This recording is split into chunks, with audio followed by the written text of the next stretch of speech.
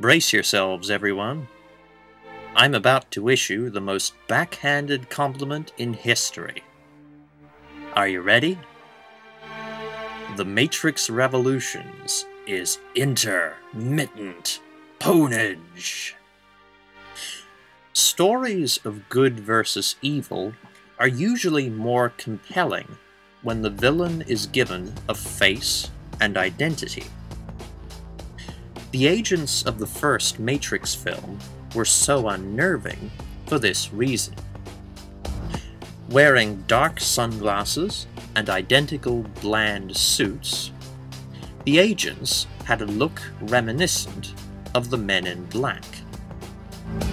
Therefore, these sinister figures channeled our fear of government surveillance and control. The Matrix Reloaded diluted this effect by cloning Smith countless times. Sure, Smith has an interesting motivation at first, namely to seek revenge for his lack of purpose.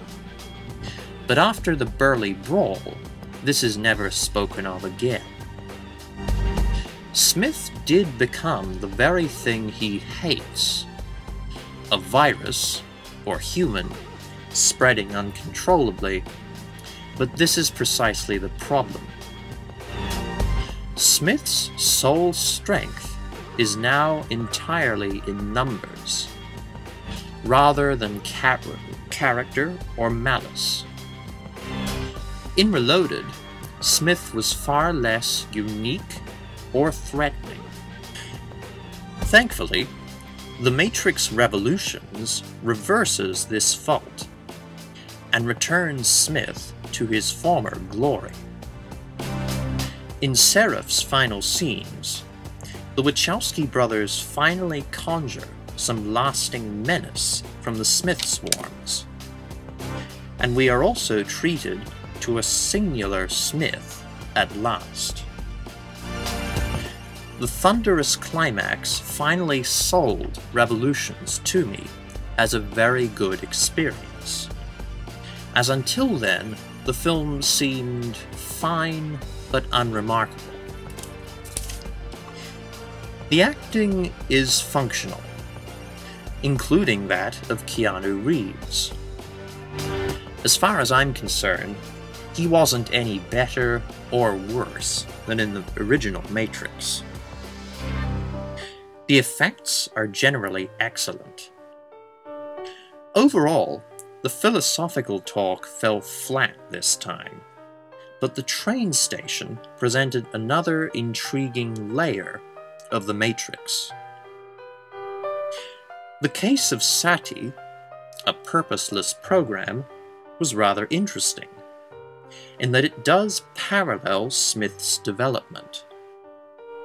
Like Smith, SITH is a program with no official purpose, but the love of her parents is the reason she exists. But Smith's reason for existing is hate for Neo and for humans in general. This is a clever dichotomy which the Wachowskis resolve in SITH's suspenseful conversion. SITH was an underused concept, but still useful in foreshadowing the finale. I should also mention the only valid bit of philosophy in this movie. Ramachandra professes his love for daughter Sati, which surprises Neo. Neo remarks that he thought of love as a human emotion. Ramachandra then patiently explains himself by saying that love is a word, and then notes the connection the word implies. If love is a word to which a meaning has been attached, then any being, human or AI, could comprehend this logical framework. Through this, the Wachowskis contend that love is not an exclusively human emotion. The action in Revolutions was fairly inventive. The battle between Morpheus's group and the Merovingians' guards was a poorly choreographed bore, but the flight of the hammer offered an organic spin on the conventions of a chase scene. The hammer and its crew are racing to return to Zion, and aren't being chased so much as being torn apart along the way. This scene and the epic showdown in Zion were both thrilling to watch, but, as Confused Matthew observed, they were unnecessary diversions from Neo and Trinity's more significant journey. The plot may have been muddled beyond repair in Reloaded, but Revolutions offers a few nifty action sequences and links them together well enough. The battle in Zion was redundant but exciting, and the drama concerning Smith is straightforward.